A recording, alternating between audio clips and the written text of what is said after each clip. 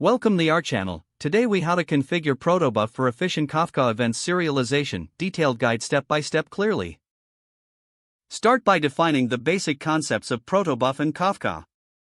Explain that Protobuf is a language-agnostic serialization format developed by Google. Mention that Kafka is a distributed event streaming platform. Begin by installing the necessary tools for Protobuf and Kafka. Guide the viewer to install the Protobuf compiler, also known as Protoc. Suggest checking the official Protobuf GitHub page for the latest version. After installation, move on to setting up a new Kafka project. Instruct users to create a new directory for their project.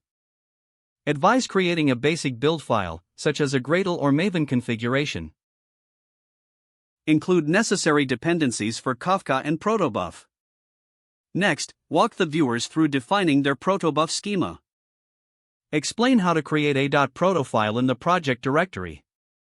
Encourage defining message types that represent the structure of the events. Provide an example of a simple message type, like a user event. After defining the schema, compile the .proto file to generate language-specific classes. Explain the command for compiling .proto files with Protoc. Highlight the importance of generating classes in the language used for the application. Now transition to configuring Kafka producers. Guide the viewers to create a Kafka producer class in their project. Explain how to serialize the Protobuf messages before sending them to Kafka. Show how to use the generated Protobuf classes to create message instances. Emphasize setting the Kafka topic where the messages will be sent. Next, move on to configuring Kafka consumers. Instruct viewers on creating a Kafka consumer class. Explain how to deserialize the Protobuf messages received from Kafka. Demonstrate how to use the generated Protobuf classes for deserialization.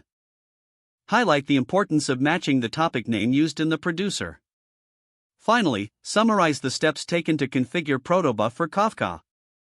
Encourage checking logs for any serialization or deserialization errors.